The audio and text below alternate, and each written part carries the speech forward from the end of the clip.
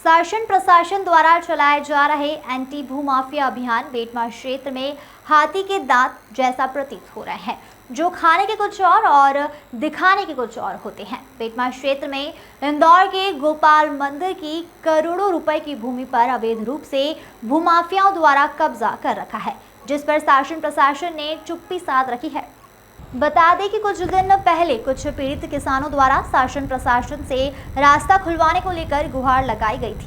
पीड़ित किसानों द्वारा बताया गया था कि बेटमा में कालासुरा रोड पर AKVN के पास 18 बीघा भूमि श्री गोपाल मंदिर, इंदौर भूस्वामी कनेक्ट इंदौर देवस्थान सर्वे और साथ ही 1 बीघा जमीन सिंचाई विभाग की भूमि सर्वे दोनों पर भूमाफिया द्वारा अवैध रूप से कब्जा कर रखा है।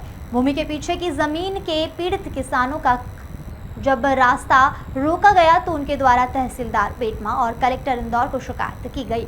जब मामला सुर्खियों में आया तो शासन प्रशासन लाख चाहे कितने भी भूमाफियाओं पर कार्रवाई करने के दावे कर ले। कई साक्ष्य भूमि ऐसी है जहां पर भूमाफियाओं द्वारा अवैध कब्जा कर रखा है। बेटमा क्षेत्र में करोड़ों की श्री गोपाल मंदिर, इंदौर व सिंचाई विभाग की भूमि पर अवैध रूप से जगदीश और बद्रीलाल निवासी विजयपुर द्वारा अवैध कब्जा कर किसानों का रास्ता बंद कर दिया गया था, जिसको लेकर पीड़ित किसान दुर्गा सिंह, शिव प्रसाद सिंह, कृष्णपाल सिंह, गब्बू सिंह, प्रभु शालिग्राम, कई अन्य पीड़ित किसान रास्ते को लेकर शासन प्रशासन से गुहार लगाए थे, जिसमें नायब तहसीलदार द्वारा संज्ञान में लेकर किसानों का अस्थायी रूप से रास्ता खुलवा दिया गया था और मामले की जांच करने की बात की गई थी।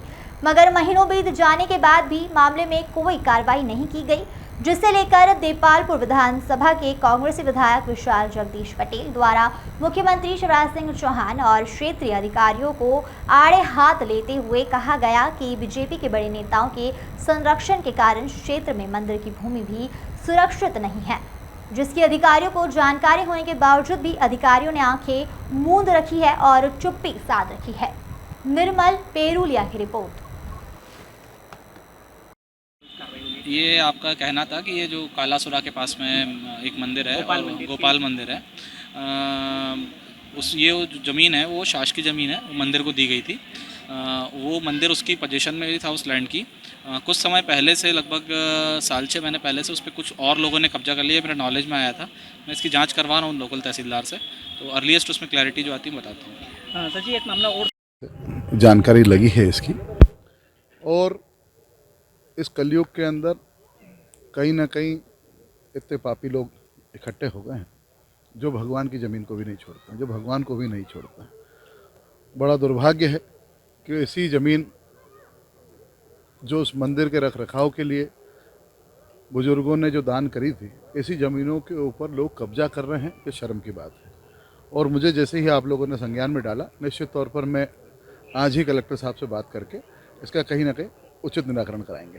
जिस प्रकार से कहीं ना कहीं बड़ी मिली भगत है, बीजेपी के बड़े बड़े नेताओं का संरक्षण है, और सब कुछ मालूम होने के बाद भी अधिकारी आंख बंद करके बैठे रहते हैं।